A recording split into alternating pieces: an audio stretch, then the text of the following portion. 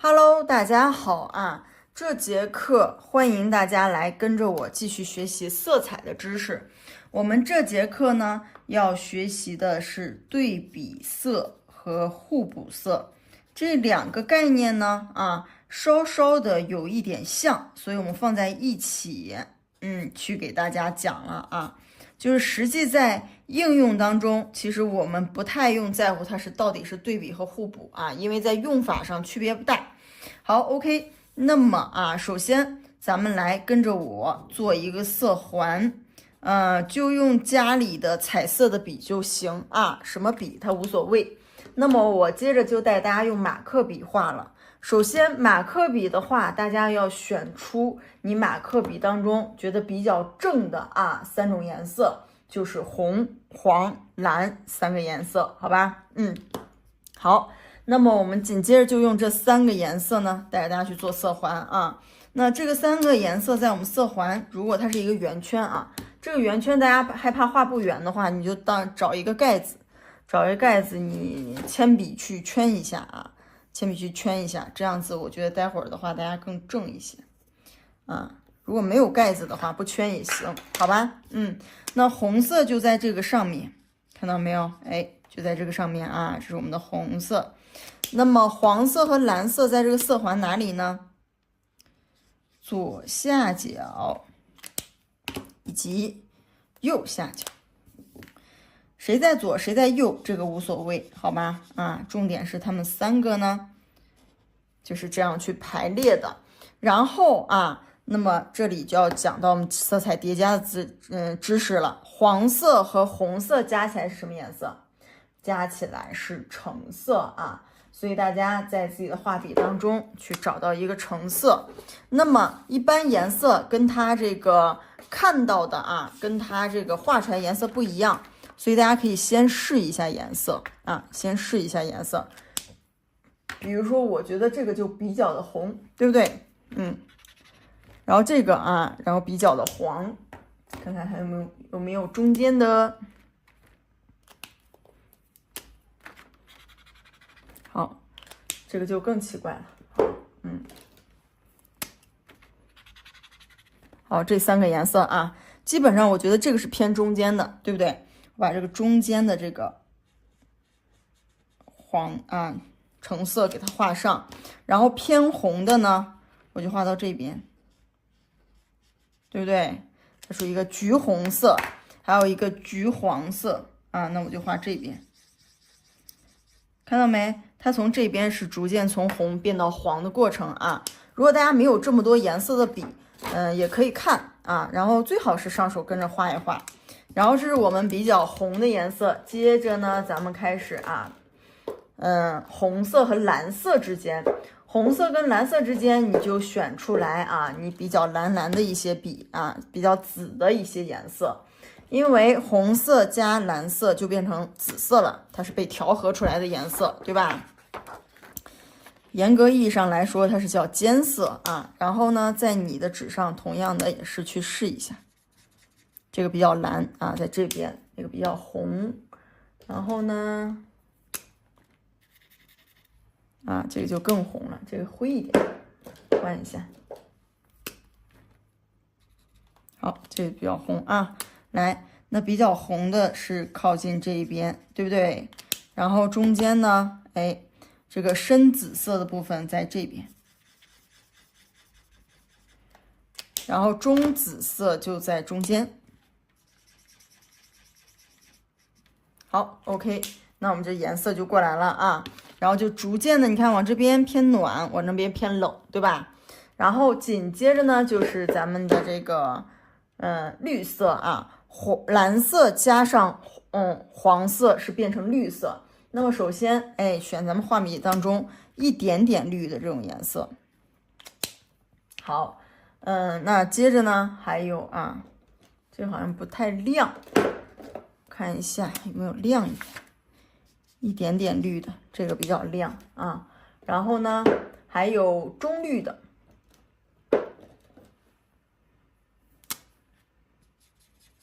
对吧？然后还有偏蓝一点的绿你说老师有偏蓝一点的绿吗？对，看一下你的画笔里面啊，有一些你觉得蓝蓝绿绿的颜色，对吧？那就是了啊。我可以再蓝一点，我觉得。这个颜色差不多啊。然后呢，就是中绿，先把它在中间画出来。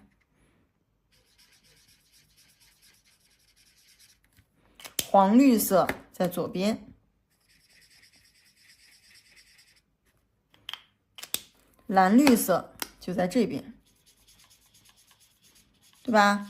这就是我们一个非常完美的色环啊。那我要通过这个色环给大家去讲解一下啊。其实呢，我也可以直接拿一个现成的，但是我更希望大家去画一下，因为画的这个过程当中，其实你对颜色会有更深入的了解。那接着要给大家去讲到啊，就是首先红色啊，黄色、蓝色这3个颜色是3原色，对吧？啊，3原色，大家记清楚了啊，3原色。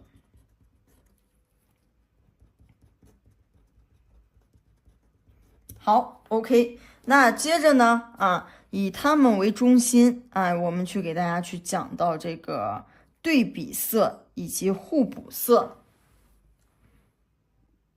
好，首先直接一点，我给大家先来讲这个互补色啊。互补什么意思呢？啊，就是它们站在对立面的啊。比如说，这个红色跟它对面的绿色啊，它就互为互补色，对不对？然后呢，这个蓝色跟它对面的这个橙色啊，是互为互补色的。然后紫色啊，跟它对面这个黄色互为互补色啊。这是啊我们比较几个重要的颜色。那中间你比如说偏这个橘红，是不是就跟这个蓝绿色互为对比色了？一样的啊，只要它是正对面的啊，都叫互补色。好，这是咱们互补色的知识，记住啊。那对比色跟互补色有什么区别呢？来，非常简单啊，同学们，你比如说，咱们这个红色对面啊，它不是有2个啊好伙伴吗？2个这个一个黄色一个蓝色都是它的对这个3原色，对吧？那红色对立的它们之间的颜色跟它来说就是对比色啊，就是没有那么直接的是针对一个颜色的，而是针对好几个颜色。这种统一的蓝蓝绿绿的颜色跟红色都叫对比色。那相同的啊，你比如说蓝色跟这个橘黄呀、橘红呀，然后橙色呀，它都属于对比色啊，它对的就是一群一部分，对不对？好。相对的黄色对于各种紫色啊，它就是对比色，对吧？所以基本上这2个概念的话，区别不太大啊，就是在色环当中相对的2个颜色，相对的几个颜色，它们就互为对比色或者互补色啊。然后大家只需要记住这种配色的方法就可以了。好。那么这一部分呢，概念啊，对大家来说做了解、能理解的同学当然更好。如果理解不了啊，也不耽误大家绘画啊，就是有这么一个概念。然后接下来呢，我要带大家去实践一下，在实践的过程当中啊，这些都属于方法，对吧？它这种方法呀、知识呀很重要，但是什么也没有你的感受重要。所以我们接下来重点带大家去感受一下啊。好，来，那接下来呢，大家就拿出我们的画笔啊，咱们跟着我画一幅啊色彩构成的作品。那我们用到的纸呢，就是因为需要涂色，用一个稍微厚的这种厚一点的纸张，然后笔呢就用咱们的马克笔就行了，好吧？好。OK， 那我接下来呢，拿到一张白纸啊，大家跟我一起，然后把这个对焦调一下。好，那我们接着就用这张白纸开始创作啊。咱们这张纸创作的时候是这样，咱们今天呢就3个色调，好不好？第一个色调呢，我们就是红绿搭配的色调啊，就是把刚才的色彩用一下。第一个咱们就是红绿啊搭配的。好不好啊？那么我用的时候，实际当中啊，我不会只用到2个颜色，我会把红附近的颜色、绿附近的颜色都用上，这样子我的画面会更丰富、更有层次感，好不好？所以说啊，即使那个互补色大家理解，但是你在用的时候呢，你依然会用的是对比色啊。来，那第2个呢，我们就是黄色加紫色这种组合，好不好啊？也是同样。第3个呢，咱们是蓝色啊，你看开始就是红、黄、蓝3个原色，蓝色加上橙色，好，这种组合。那么首先呢，咱们今天这个主题呢是以水果为主题的是以水果为主题的，所以大家实际在画的时候也可以跟我是不一样的水果。第一个红色的水果，大家能想到什么草莓，对吧？我们很常见的草莓然后呢，西瓜。其实西瓜里面就含了这个对比色，因为西瓜的瓤是红色的，然后呢外皮又是绿色的，对吧？它是自带对比色的。然后呢还有番茄，对吧？番茄好像不带草字头，写字太少了，哈哈。番茄还有什么红色的水果大家可以展开想象就是也可以到身边去找一找荔枝其实也算红色。那么接下来就黄色的水果，柠檬很酸，对不对？黄色水果可能让大家想起来就会非常的酸。然后呢，菠萝算吧，我写字顺序也不太对笔顺也不太对。然后呢，芒果，对吧？等等等大家再去想然后蓝色的水果呢就比较少了我能想到的一个就是蓝莓，对吧？如果你觉得蓝色的水果比较少，也可以画橙色的水果因为我们要去做颜色搭配，所以揪出一个颜色作为一个主体色，好吧？好，那接下来就跟着我这个思路我带着大家去创作。那么你如果你说老师我画的水果跟你不一样也没问题，我接下来带着大家画水果不是写生的，因为我要带大家去把水果去做一些变形结合咱们前面也学到的一些这个混搭的小知识，好吧？好，首先呢这张纸呢大家去区分一下怎么个区分方法呢？你可以用那个胶带去分割如果没有胶带分割的，大家也可以直接拿手去画，好吧？或者拿尺子也可以拿手去画。我带着大家徒手画了。那么这3个格子我在画面当中有一个构图，对吧？那你的构图呢，这个时候就可以去规划了你构图可以是这个样子的，你就横构图，对吧？3个就这样排列，或者你竖构图这样也可以或者是你让它错落一点，像那个积木一样错落一点，对吧？我觉得这个更灵活所以我可以用到这个。那我一般是会先中间，我先把中间这一个格子给画出来，不直也没有关系要的就是它的这个灵动的感觉。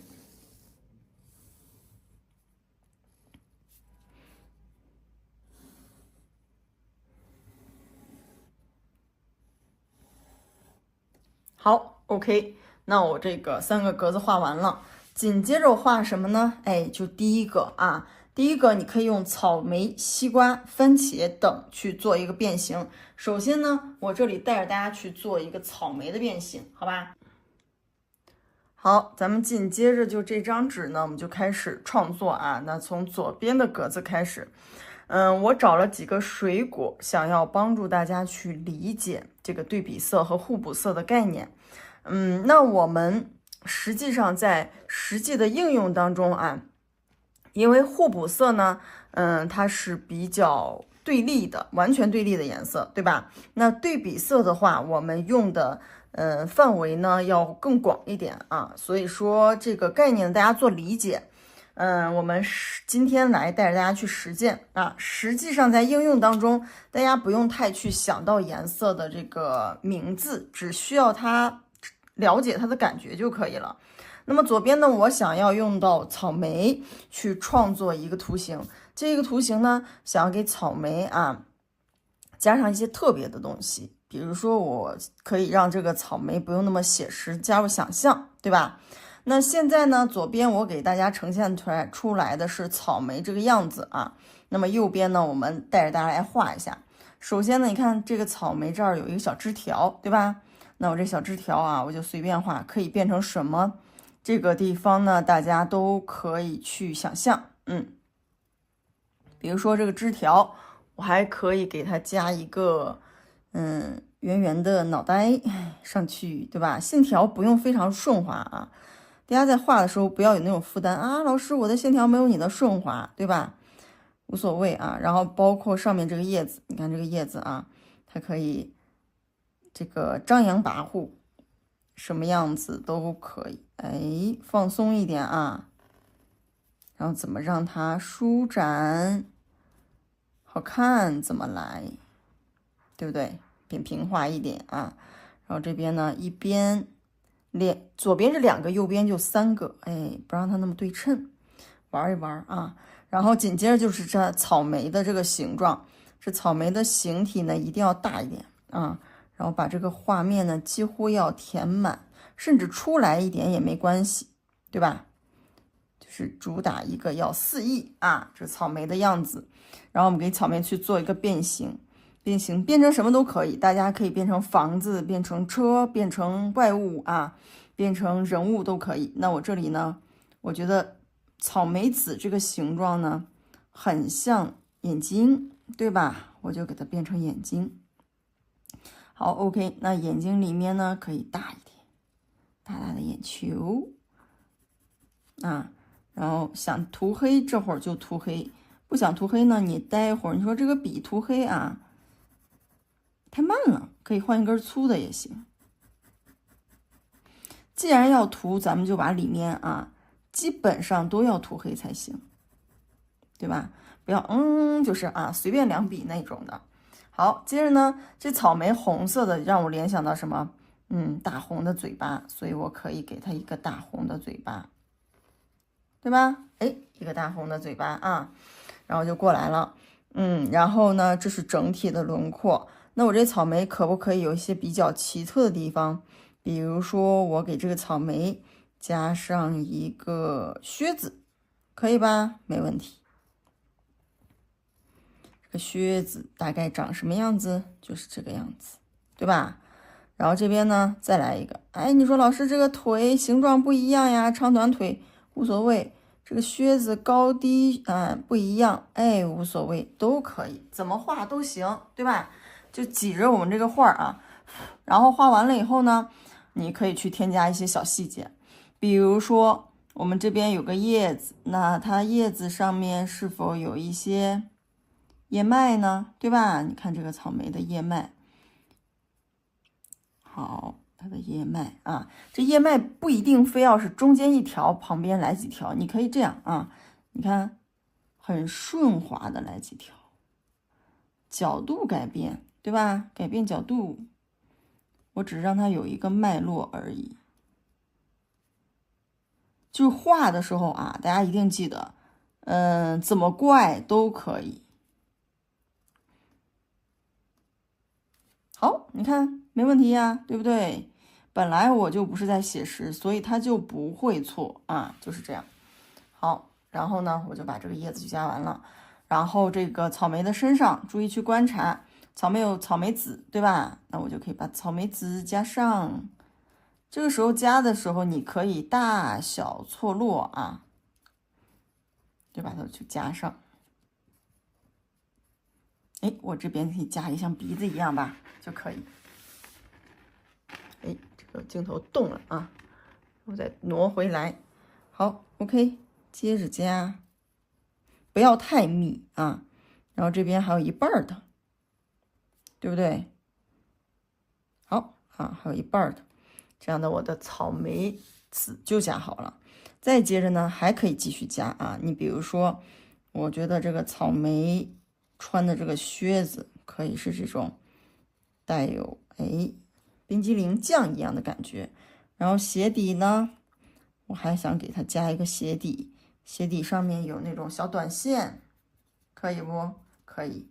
或者你让它是锯齿线，甚至你的草莓啊穿一个带轮子的鞋子都是可以的啊，就是能想到什么就加到什么啊。然后紧接着咱们可以把这个草莓身体上去加到一些好玩的东西啊，比如说，我觉得这个腿它就比较单一，对吧？然后我这边给它加一些折线，对吧？没问题啊。这边再来一些装饰的小线啊，然后上面呢，这个是什么？这个是草莓头上的探照灯啊，这灯可以有一些光芒，对吧？你就想到哪里加到哪里啊，灯上有一些小光芒啊，而且发着光的那种感觉，你就加上去。然后你可以让它有一层光，再有第二层光啊，甚至有第三层都可以啊。非常棒。然后这个时候呢，我觉得啊，我可以甚至给这个草莓一个大的叶片在后面啊，后面还有位置，对吧？一个大的叶片在后面有点遮挡的感觉啊，变成一个什么草莓叶片变成的披风啊，变成的披风，然后这个披风就在后面，它有一点遮挡的感觉。这个大家如果理解不了它后面有一个遮挡的感觉，可以不画，然后呢，这是它的披风，然后基本上这样就搞定了，对吧？我这个草莓啊，它就搞定了。然后我带着大家要来给它填色了。填色的时候呢，就用到我们的马克笔啊。咱们把马克笔里面，首先我要求大家把你所有的红，所有红彤彤的颜色都拿出来，深的、浅的，对不对？都可以啊，偏橘色一点的红都行啊，所有的红都拿出来。另外呢，就是把你画笔里面所有的绿啊都拿出来啊。如果你非常多的绿，那你就挑几根就行了啊。如果基本上大家我觉得有个3到4根、4、5根都没问题啊。就是每一个画笔当中，只要它是超过24色的，其实都会有很多的绿和红嘛。好，我就有这么多，我就随便拿啊。咱们这个拿出来以后，紧接着我要带着大家去填色了。填色的时候，就把咱们刚才那个色环给大家拿出来，我们要再给大家讲一讲色环啊。咱们刚才讲了，那红色对面就是绿色，对吧？那我们就把范围扩大一点，这边的红对着这边的绿啊，所以我们要用一个对比色，我们去填充这个颜色。首先草莓的话，它是红色啊，那个红色我们首先要铺一个底，铺底的时候不要选太重的红色，因为你选太重的红色，它就会把这个底色吃掉，对吧？所以呢，找一张白纸啊，涂色之前一定要试色，要不然一上去你的线稿就白画了。试一下这个颜色还可以，蛮好的，那我就可以开始了啊。大家在画的时候一定记得，你的线稿呀、颜色呀都不用跟我一模一样啊。重点呢，大家一定要观察自己的画面，我觉得是否好看，这是非常重要一条判断美的标准啊。有时候呢，这好不好看呢，不一定非要别人说了算，对吧？你首先要自己觉得好看，这是很重要的一点。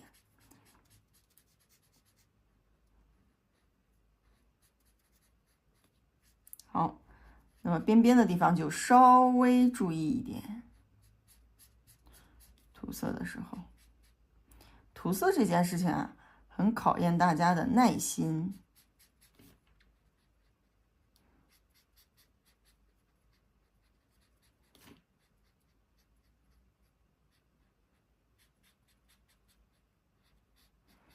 大家如果草莓画不了这么复杂，可以画简单一点。总之就是你怎么高兴，它怎么来，怎么高兴怎么来就是对的。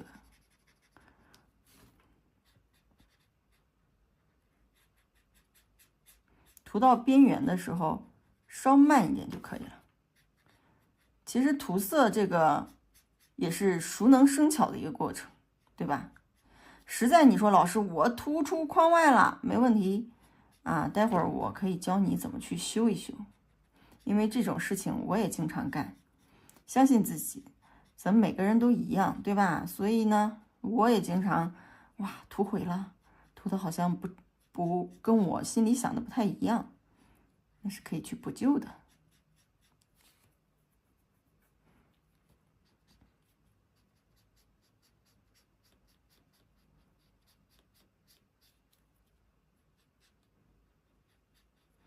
涂色的时候不用追求太过于均匀啊，同学们。其实太过于均匀的颜色，它就失去了那种手绘的美感。大家要学会欣赏那种纸面上不太整齐的肌理美。因为像电脑涂色一样，哎，啪一下啊，很均匀的颜色，其实你会觉得非常的死板，对吧？手绘的魅力就在于这里。好 ，OK， 那我这个草莓的颜色就涂完了。然后这个嘴唇啊，嘴唇的部分很重要，这个颜色要跟背景去区分开。两个选择，你要么选一个稍微深一点的啊，要么就选一个稍微浅一点的，对吧？我这边有深一点的红色，我就给它打红唇。你看，就这个红，哎，还有深红、浅红啊，不同层次的红给它涂上，然后顺便呢。这个颜色就不要光用在嘴上面啊，我可以给的鞋子上面用一点。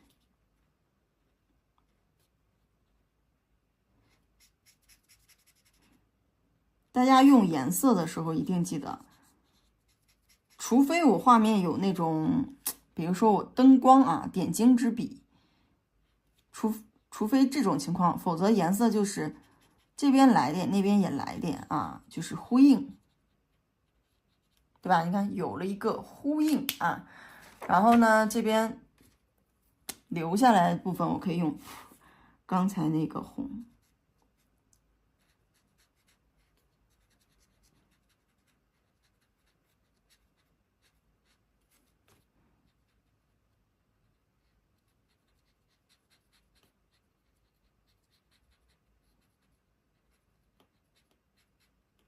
好 ，OK， 我这个靴子也搞定了啊。那接着呢，再看一看叶子的部分肯定是绿的，披风也是绿的啊。这个腿的部分呢，可以选一个其他的颜色，它不一定非要是绿或者红啊，就是比较浅的红，找一找，粉红色，对吧？粉红色啊，我试一下。好，用一个粉红色，因为我想要把颜色的层次拉开。画面当中，你不要一个笔从头涂到尾啊，一定要多多的去换颜色。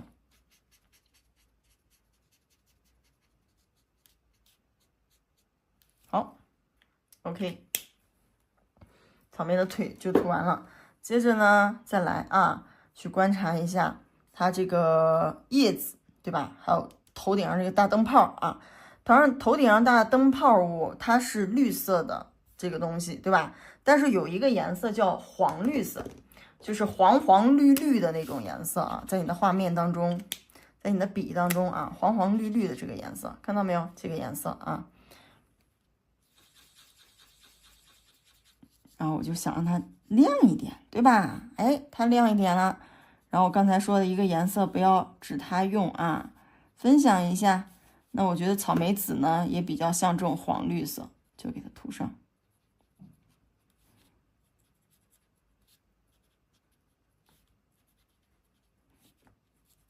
如果你的笔水啊很容易晕掉，那你就涂完快提，涂完快。让你的小手麻利一点儿啊就可以了。好，这草莓我就涂完了啊。然后呢，就是绿色，咱们就开始进行绿色的游戏了。绿色的时候啊，一定要注意一点。你看，这个是绿色，这个是绿色，这是绿色，这是绿色，对吧？那么你就要把你的绿色拿出来，去分到不同层次的绿啊。那么一般情况下，你比如说绿色有浅一点的绿，对不对？还有啊很深的绿。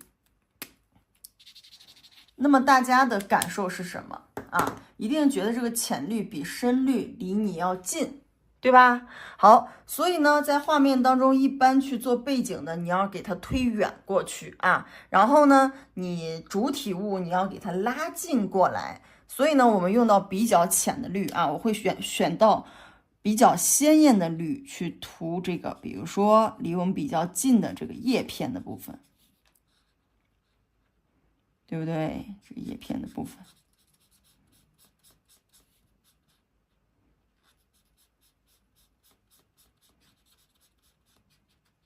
然后你说有同学问了，老师，如果你这个叶片啊，你能不能每一个一个颜色？也可以啊，也可以，但是重点你要跟背景去区分开，明白吗？就是每一片叶子它可以有颜色变化，但是呢，它们不能把别的颜色用了，因为你就那么多颜色，对吧？好，那我们把这个叶片给它搞定。然后呢，背景啊，可以选一个比较深的绿，也不要太深了，这好像有点太深了，有点太深。想一下啊，看这个绿，我要去衡量一下啊。然后我觉得这个当背景是可以的。然后刚才这个颜色，哎，当披风挺合适，对吧？然后当披风，因为它跟这个叶子呢，这种绿的感觉还很像。其实颜色啊，同学们，它某种意义上就是一种感觉，知道吗？色彩是有感觉的。大自然界当中到处都是色彩，不同的色彩给你的感觉是不一样的。比如你看到绿，你就联想到的是生机勃勃，对吧？红色是热情奔放，是愉快。那蓝色是忧伤，所以它是有感觉的。大家就大胆按照自己的感觉去选颜色啊。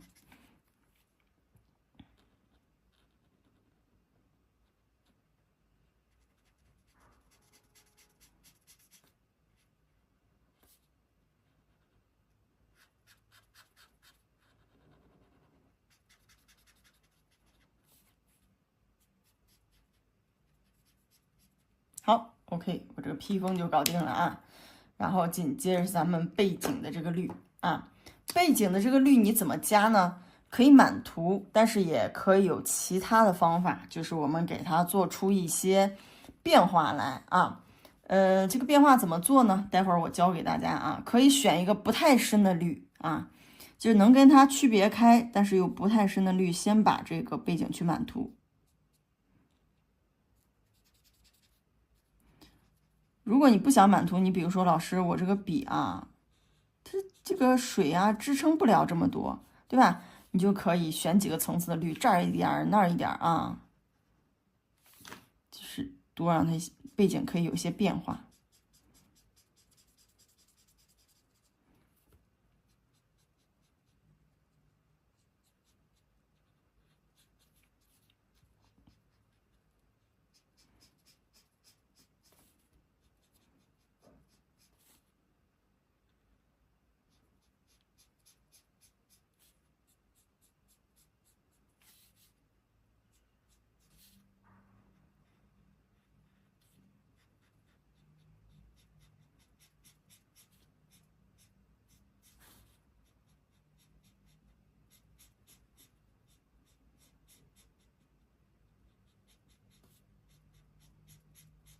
把这个缝隙处全部都填满，给它满涂。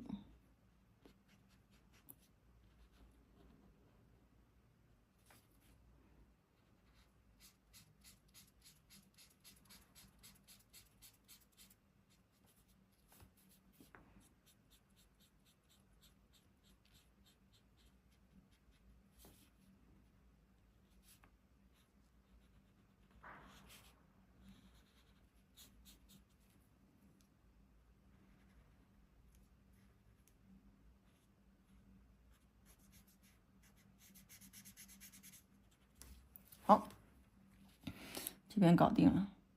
大家在画画的时候一定记得啊，可能有同学会耐心不太够，这时候呢，你一定告诉自己适时的要休息一下。画画还是需要耐心的。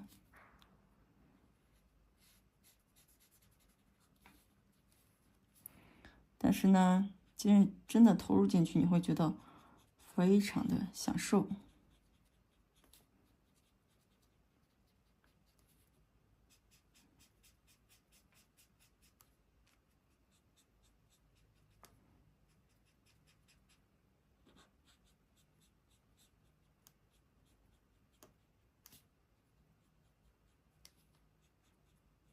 好 ，OK， 那我这个背景就涂完了啊。这个时候一个红绿搭配，你会感觉这个红离你很近，对吧？那个绿啊，是有点往后退的感觉。然后这个时候呢，就是这个画面基本上就已经完成了。那么还有一些细节啊，你比如说这个地方是不是什么地方都要有颜色？那这个地方呢，我想要啊，想让它是什么颜色呢？你可以给它一个特别一点的颜色，能让它跳出来，对吧？所以我这个时候会选取一个跳色。虽然我们这幅画是去让大家学习红绿搭配，但是大家不要把自己框进去。可以呢，适当的选一个颜色去跳一下，试一下啊，也会很好看。就是你画面当中，瞬间它就会有亮点，哎，对吧？就光芒黄黄的感觉。然后给它的鞋底呢，也加上一个黄黄的感觉。好啊，你看这种红绿搭配很好看，对吧？然后呢，我刚才讲了，哎，我们这个背景呢，现在它是平涂的一个状态，你可不可以让它有一些细节呢？当然是 OK 的。这个细节怎么加啊？同学们有很多种方法。你比如说，我拿一个比较深的绿，我现在呢想让它的披风啊，想让它的披风是这种条纹的，对吧？那我就把它的披风去加上一些线条。这一步呢，如果你的马克笔比较粗啊，你说老师我用这个彩铅加可以吗？可以啊，你家里有什么能画出绿色的条纹的啊，都可以给它加上。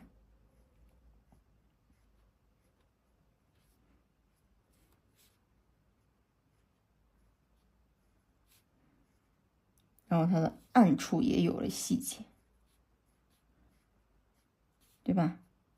哎，有小小的细节在里面啊，甚至连背景上你也可以去加到一些细节啊。我拿一个深绿色的彩铅啊，你说我在这个背景上，我想要去加上一些小螺旋圆圈，对吧？让我这个画面更丰富一点。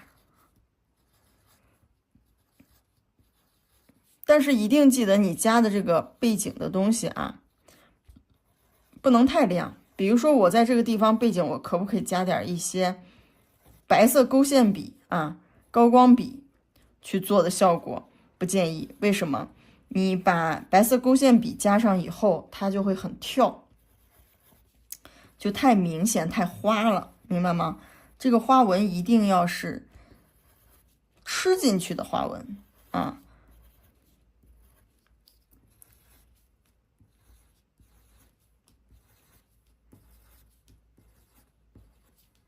加条纹也可以，格子也可以啊，你就怎么高兴怎么来，对吧？怎么高兴怎么来。哎，你看这加上一些暗纹以后，画面是不是就更丰富了啊？我刚才讲了，万事万物都有颜色，那你比如说我这个草莓紫的眼睛是不是也可以有到颜色啊？选一个淡淡的黄色，我们就可以把它的眼睛眼白也涂上颜色。